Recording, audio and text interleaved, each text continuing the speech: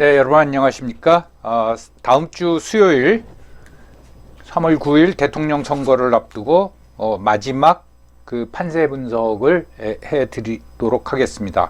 이 영상은 3월 2일 오후에 제작했습니다. 내일서부터, 즉 3월 3일서부터 이제 여론조사 공표가 금지돼 있기 때문에 어제부로 여론조사가 완료돼서 그 결과가 발표되고 있습니다. 그래서 그걸 기반으로 판세 분석을 하고 일주일 동안은 쉬도록 하겠습니다. 2월 초에 대선 관련한 영상을 올렸는데 요전에도 말씀드렸듯이 조금 후회가 되네요. 벌써 5개나 올리게 됐네요. 제가 유튜브를 시작하면서 그런 현안 문제는 이제 다루지 않으려고 그랬는데 아무래도 정치학을 전공하고 또 이 부분의 분석을 해왔기 때문에 그냥 지나칠 수가 없어서 올렸는데 벌써 5개째가 됐습니다. 먼저 여론조사를 살펴보기 전에 단일화 관련해서 한번 말씀드리려고 합니다. 관심들이 많기 때문에. 그리고 단일화 결렬 이후에도 안철수 후보가 좀 해석이 불분명한 발언을 하고 있기 때문에 그 문제를 마저 살펴보도록 하겠습니다. 이게 2월 7일하고 8일 여론조사 결과인데 보면은 그때 단일화를 하면은 누구로 하는 게 좋을까 이걸 물어본 적이 있습니다. 그 선호도에서는 이 안철수 후보가 앞섰습니다. 50.6% 그리고 윤석열 후보가 42.6% 이게 2월 초 얘기입니다. 그리고 단일화 했을 적에 그 지지를 보면은 윤석열 후보로 단일화됐을 때는 윤석열 후보 44.8%, 이재명 후보 39.5%로 나왔고 안철수 후보로 단일화됐을 경우에는 지지율이 45.6%, 그 다음에 이재명 후보가 35.9%로 나왔습니다.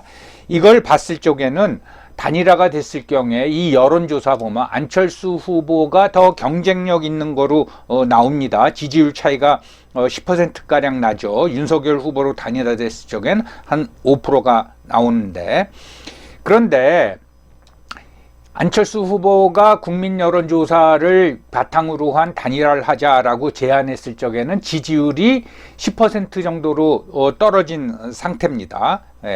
그러니까 윤석열 후보하고 안철수 후보하고 지지율 차이가 굉장히 벌어졌을 때죠. 그러면은 윤석열 후보가 그걸 받아들일 수가 없죠. 또 한편으로는 안철수 후보의 지지율이 점점 하락하는 추세를 보면서 윤석열 후보 저기에서 그 진영에서 이거 지지율 하락합니다. 구체적으로 답변할 필요가 없습니다. 라고 분석을 했을 수도 있습니다. 다시 말씀드리면은 단일화 제안은 안철수 후보가 실기를 한 겁니다.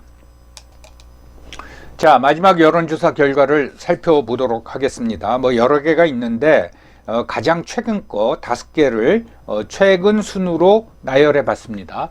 먼저 리얼미터 2월 28일, 3월 1일 양일간 조사를 했더니 이재명 후보가 43.1, 윤석열 후보가 46.3, 그리고 칸타코리아 2월 27일서부터 3월 1일까지 3일 동안 조사해서 이재명 후보가 34.1, 윤석열 후보가 44.1 이렇게 나왔고요.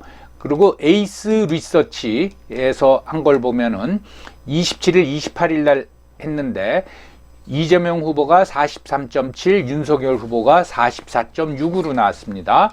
미디어 토마도 2월 26일, 27일 양일간 해서 이재명 후보가 42.0, 윤석열 후보가 44.2, 그리고 여론조사 공정에서 25일, 26일, 27일 3일 동안 했더니 이재명 후보가 42.3, 윤석열 후보가 45.4로 나왔습니다.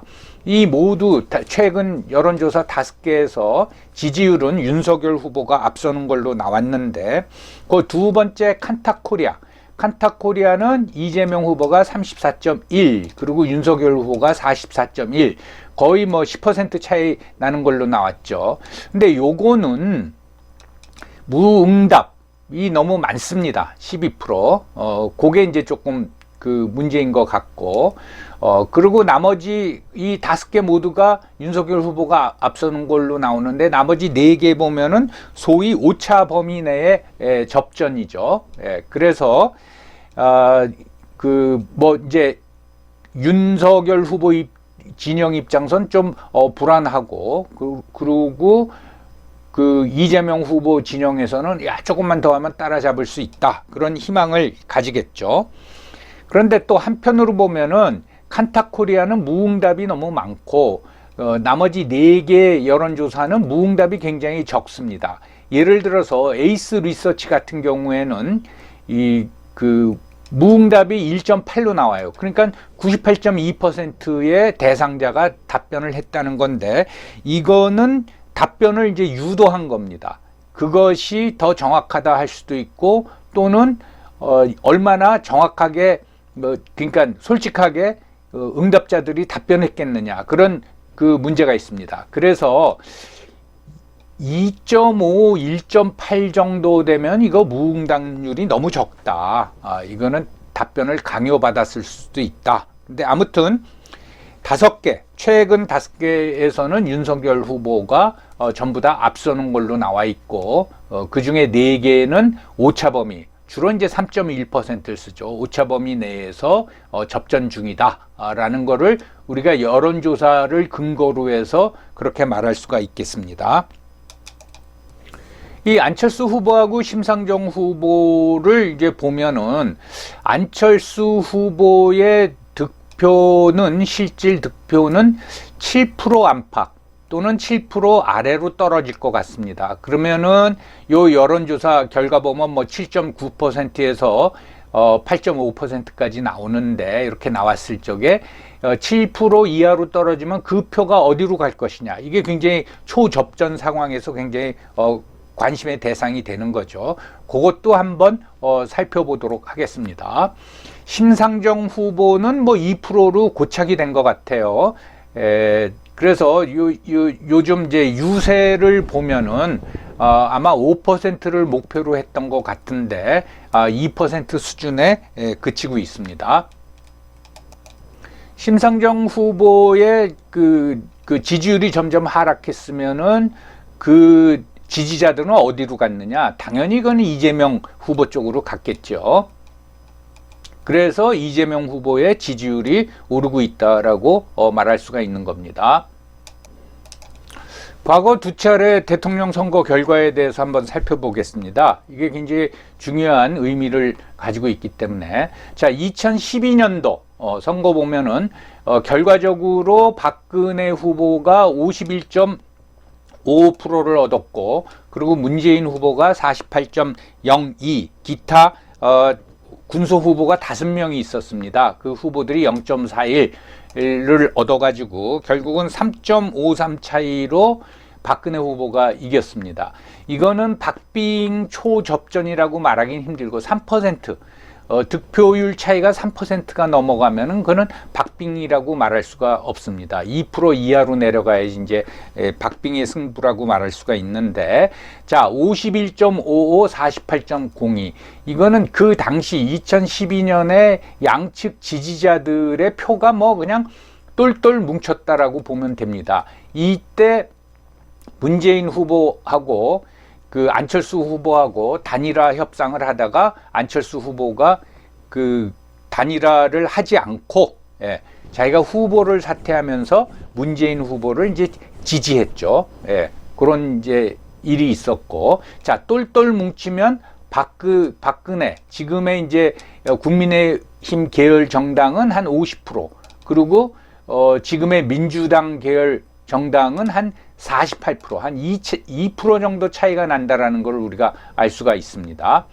그 다음에 2017년도 대통령 선거 결과, 이것도 중요합니다. 그때 뭐 다 아시겠지만은 탄핵 열기 속에서 5월 달에 치러졌죠. 그때 주요 후보가 문재인, 홍준표, 안철수, 유승민, 심상정, 그리고 기타 또 군소 후보들이 나왔는데, 결국은 득표율에서는 문재인 후보가 41.09, 홍준표 후보가 2등으로 24.03, 안철수 후보가 21.41, 유승민 후보가 6.76, 심상정 후보가 6.17. 그러니까 많이 얻었죠. 그러니까 지금은 심상정 후보가 이번 선거에서는 한 2% 정도 예상된다면은 뭐 3분의 1 수준으로 이제 줄어드는 겁니다.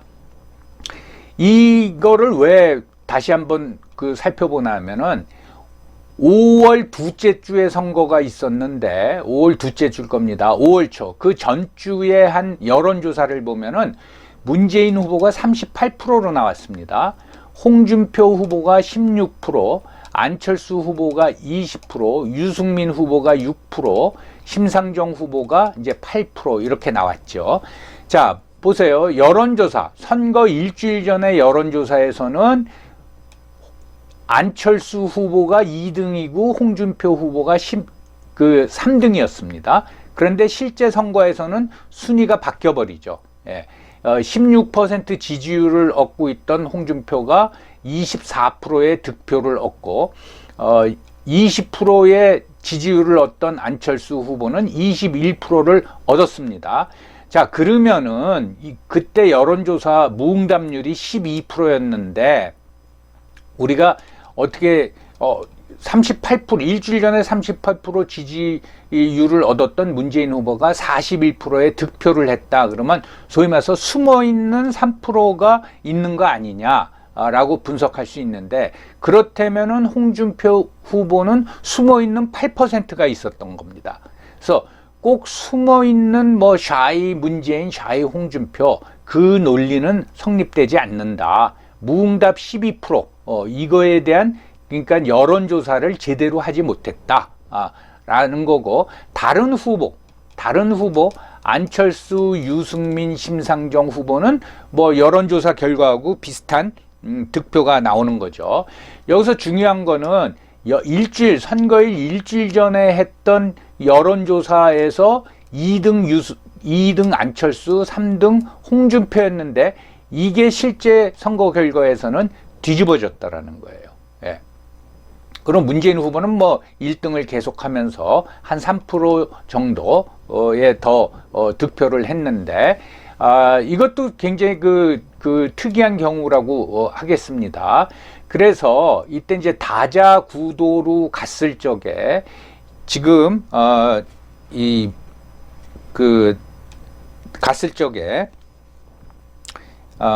이재명, 이 결과를 기준으로 보면은 이재명 후보의 그 득표율이라는 거는 2017년 문재인 후보의 득표율을 확 넘어서기는 힘들다. 그래서 아무리 많이 득표를 해야 42% 정도가 되지 않을까.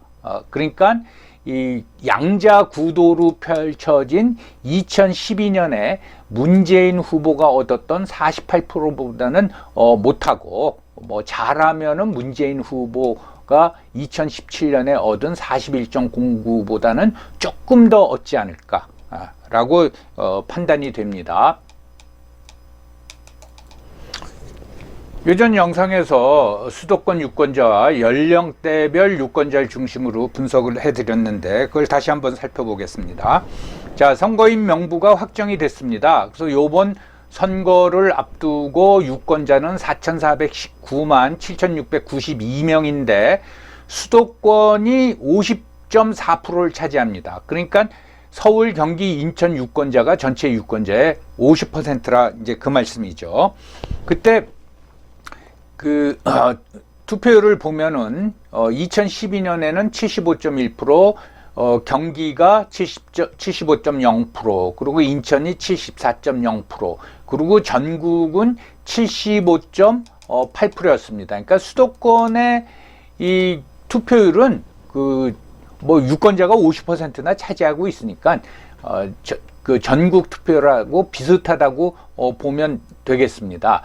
전국은 이제 지역적으로 보면은 이제 호남 같은 데는 투표율이 굉장히 높지 않습니까? 그런 건 아니고 전체 투표율하고 전국 투표율하고 비슷하다라고 보면 되고, 2017년도 선거로 봐도 서울은 78.6%, 경기가 77.1%, 그리고 인천이 75.5%. 비슷합니다. 이 세 지역 중에서 인천이 조금 낮지만 뭐 비슷하다고 하겠습니다. 그래서 2017년도 대선 전국 투표율이 77.2%. 근데 이제 수도권은 비슷한 투표율을 보이고 있다라고 해서, 자, 투표율이 높으면은 누가 유리하냐, 낮으면은 뭐 누가 유리하냐, 그런 논란은 별 의미가 없다고 보고, 요전 분석에서 경기하고, 그러니까 경인 지역, 서울, 그러니까 수도권 전체에서 이재명 후보가 조금 앞선다고 했는데, 최근의 여론조사 결과를 보면 서울 지역에서는 윤석열 후보가 앞서고, 그 다음에 경기 지역에서는 경기 인천 지역에서는 이재명 후보가 앞선다는 그 조사 결과도 있는데, 이건 뭐 정확히 여론조사마다 틀리기 때문에 정확히 판단하기는 굉장히 힘들다고 하겠습니다. 그래서 이번에는 비호감 선거다 보니까 2017년도 대선에 육박하는 투표로 안 나올 것 같고, 한 75%를 기준으로 봐야 될 것 같습니다. 그 다음에 연령대별 투표율입니다.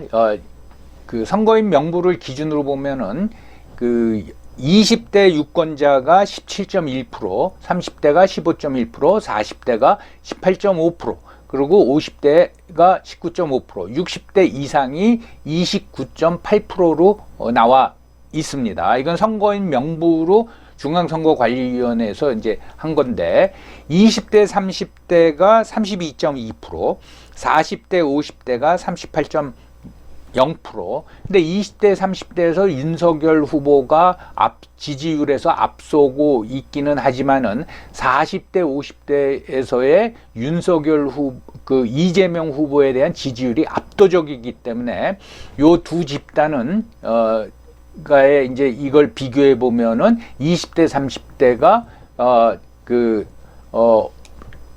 20대 30대의 투표가 뭐 결정을 짓지는 못할 것 같습니다. 근데 60대 이상도 29.8%죠. 40대 50대를 합친 것보다는 적지만, 그래서 결국은 요전에 말씀드렸지만은 40대 50대의 38% 유권자하고 60대 이상의 29.8%. 이건 뭐 40대 50대는 이재명 후보의 절대적인 지지를 보이고 있고, 60대 이상은 윤석열 후보에 대한 절대적인 지지를 보이고 있는데, 이 유권자 수가 40대 50대가 많기 때문에 결국은 윤석열 후보가 이 우세를 보이고 있는 20대 30대에서 얼마나 표차를 벌리느냐, 이거에 따라서 윤석열 후보와 이재명 후보의 당락이 결정된다고 하겠습니다. 그리고 다시 말씀드리지만은 역대 선거를 보면 20대 30대하고 50대 60대의 이 둘로 나눠져서 이 대결 구도였는데, 캐스팅 보트를 40대가 쥔 겁니다. 그래서 40대에서 더 많은 지지를 얻어내는 사람이 승리를 했는데, 이번 선거는 처음으로 40대 50대하고 60대의 대결 구도가 되고, 그 캐스팅 보트를 20대 30대가 잡는 선거라고 하겠습니다. 그래서 다시 투표율 얘기를 하면은 20대 같은 경우 투표율이 점점 오르고 있습니다. 그러니까 2012년 대선에서 68.5, 2017년 대선에서 76.3, 그리고 30대도 2012년 70%에서 2017년 74%, 굉장히 빠른 속도로 오르고 있죠. 그리고 40대는 2012년 75.6에서 2017년 74.9, 약간 이제 하락을 했고, 그리고 50대는 2012년 81%에서 78.6, 약간 이제 하락을 했습니다. 그리고 60대 이상은 2012년 85.9%에서 2017년 80.2%로 이제 하락을 했죠. 그래서 요 세 세대, 그러니까 40대, 50대, 60대 이상은 이제 하락 추세를 보이고 있는데, 그게 계속 요번 선거에서 유지될지는 모르겠고, 결국은 이제 상승 추세를 보이고 있는 20대 30대의 투표율이 얼마나 높아지느냐 또는 낮아지느냐에 따라서 투표율 높고 낮음에 따라 어느 후보가 유리하고 불리한 게 이제 결정이 되는데, 이 전체적으로 보면은 그 20대 30대의 투표율은 전국 평균 투표율보다 조금 낮습니다. 근데 요번에 예를 들어서 20대 30대가 전국 투표율보다 비슷하거나 좀 높게 나오면은 이건 윤석열 후보가 유리하다고 하겠습니다. 자, 워낙 럭비공처럼 튀는 사람이기 때문에 안철수 후보가 갑자기 사퇴하면 어떻게 되느냐? 그 표는 지금 이제 한 8%, 8.5% 지지율로 나오는데 그 표는 어디로 가느냐? 이게 이제 굉장히 궁금한 거 아니겠습니까? 그거하고 관련해서 눈길을 끄는 조사가 하나 있습니다. 이게 2월 17일에서 2월 24일까지 또 그 전에 1월 19일에서 25일 사이에 이제 조사된 건데, 이게 중앙일보하고 한국 그 정당학회라고 정치학자들이 모여서 만든 학회가 있습니다. 꽤 큰 학회입니다. 거기서 공동으로 해서 발표한 겁니다. 이 조사가 눈길을 끄는 건 바로 패널 조사를 했다라는 겁니다.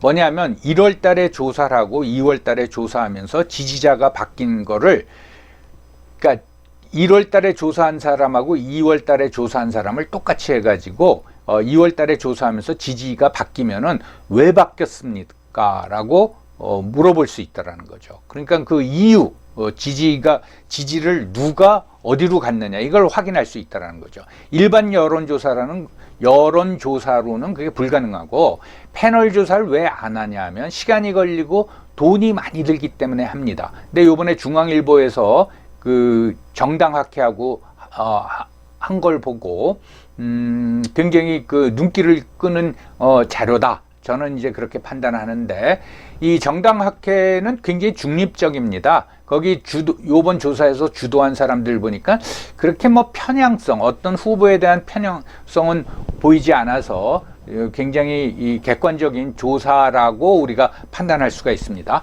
자, 왼쪽 표를 보세요. 잘 안 보이시겠지만 여기 보면 맨 위에가 이재명, 윤석열, 심상정, 안철수 있는데, 이게 1월 달에 조사한 겁니다. 1월 달에 조사한 거고, 그 다음에 요게 2월 달에 조사한 건데, 뭐냐면은 예를 들어서 요런 이제 회색 이렇게 띠가 있죠. 요건 뭐냐?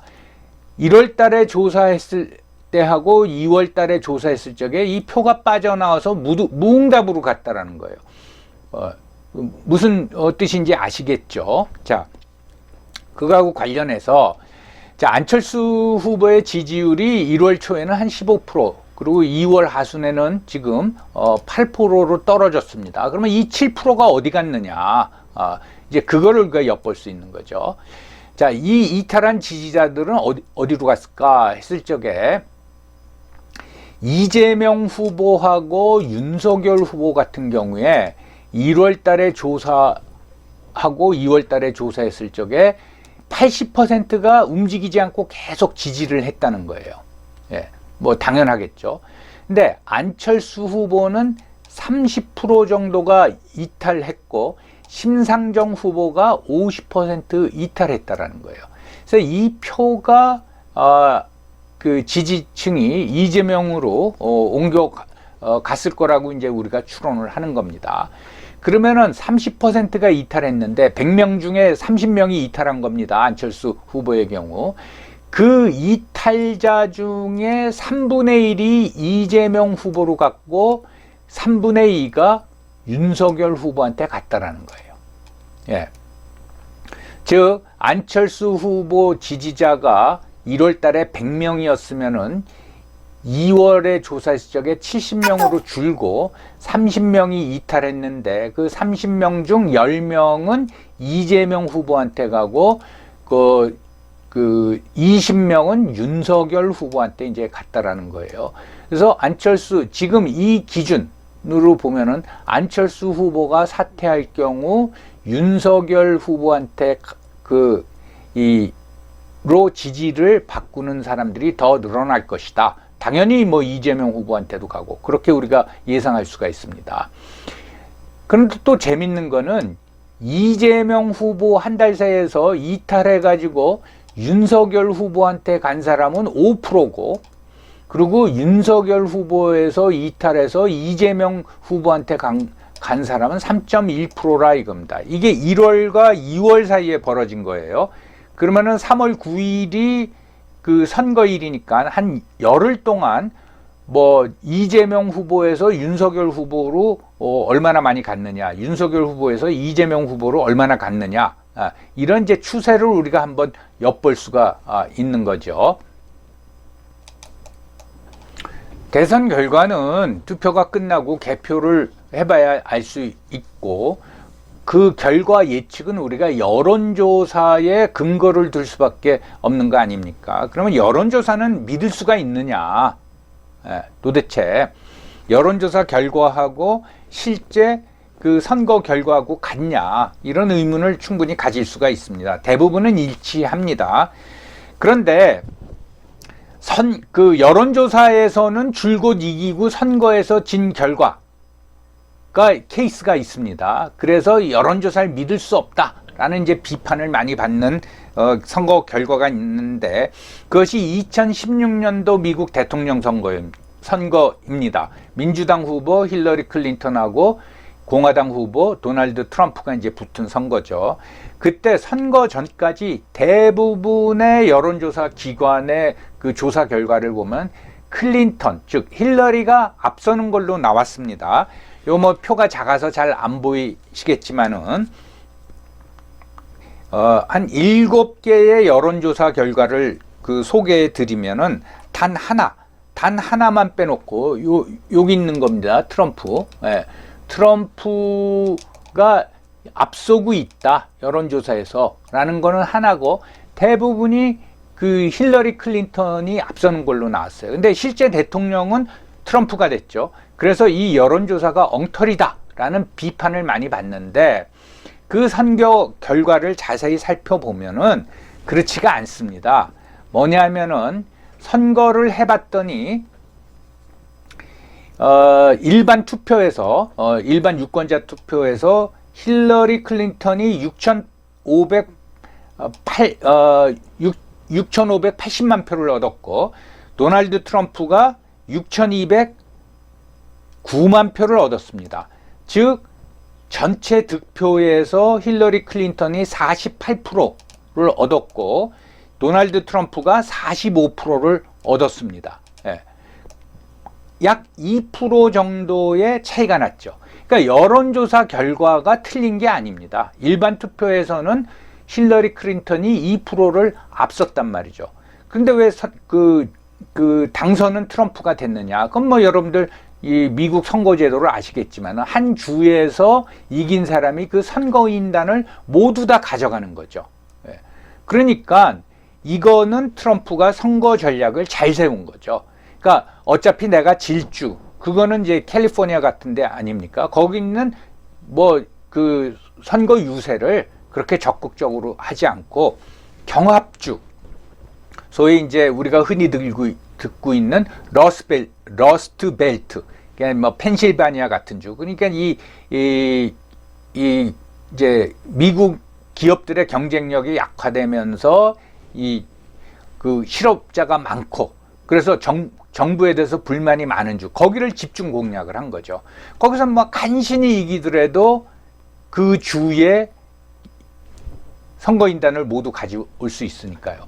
그러니까 어떻게 됐습니까? 그런 선거 전략 결과 일반 투표에서는 48% 그리고 45%로 뒤졌던 도널드 트럼프가 선거인단 확보에서는 538명 중에서 304명, 그리고 힐러리 클린턴은 227명, 굉장히 많이 차이가 나는 거죠. 이게 이제 선거 전략이 중요하다라는 거죠. 그래서 제가 말씀드리는 게 뭡니까? 결국은 경합주나 경합지역, 근데 지금 경합 지역은 서울입니다. 서울. 예, 서울을 공략하거나 또는 자기 지지 세력의 투표율을 올리는 수밖에 없다라고 반복해서 말씀드리는 겁니다. 즉 여론조사는 그렇게 못 믿을 게 아니라는 거죠. 자, 선거일 3월 9일까지 이제 일주일 남았죠. 예, 일주일 분명한 거는 선거 일주일 전에 여론조사 결과하고 1, 2위가 실제 투표 결과하고 1, 2위가 바뀐 적은 없습니다. 그게 무슨 뭐 오차 범위 내의 접전이건 아니건, 예, 그것이 바뀐 적은 없습니다. 예, 그게 바뀌면 정말 희한한 일입니다.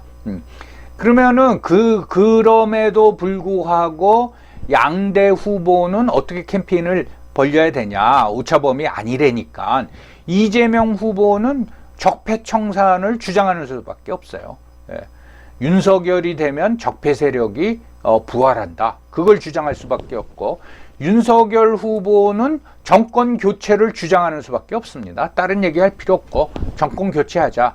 5년 동안 여러분들 고생 많이 하셨죠. 정권 교체해야겠습니다. 이걸로 가야 되고, 그 다음에 그걸 통해서 지지자들의 투표율을 끌어올리는 수밖에 없습니다. 그래서 거의 이제 그런 상황 속에서 하나의 변수가 있다면은 예상보다 우크라이나 전쟁이 좀 이상하게 진행이 되죠. 우리보다도 유럽 국가와 미국이 전쟁이 계속 진행이 되니까 더 위기를 느끼는 것 같습니다. 그래서 원유가가 막 치솟고 그러는데, 그래서 유가가 막 치솟고 환율도 치솟고 주식은 거꾸로 떨어지고, 그러면 전체적인 분위기가 정부의 이제 비난이 쏠리게 되겠죠. 예, 그런 상황. 예, 근데 그게 일주일 사이에 어떻게 진행될지 모르겠습니다. 자, 대선하고 관련해서 오늘 이제 마지막 영상을 최근의 여론조사를 기반으로 해서 말씀을 드려봤습니다. 그래서 분위기는 제가 2월 초에 올릴 적에는 이거는 뭐 분위기가 고착화된 것 같다라고 말씀을 드렸는데, 워낙 우리가 한 번도 경험해 보지 못한 나라에 살고 있으니까 뭐 어떤 결과가 또 나올지 모르죠. 예, 저는 뭐 어떤 결과가 나와도 하나도 놀라지 않을 겁니다. 워낙 이상한 나라에서 살고 있기 때문에. 그러면 5번에 걸쳐서 뭐 대선 분석을 나름대로 했는데, 당신은 누구 지지하느냐라고 물어보시면은, 제가 첫 번째 영상에서 말씀드렸잖아요. 저는 아무도 지지하지 않습니다. 이건 뭐 제가 비난을 받더라도 저는 그렇게 말씀을 드리고, 그러나 투표는 꼭 할 겁니다.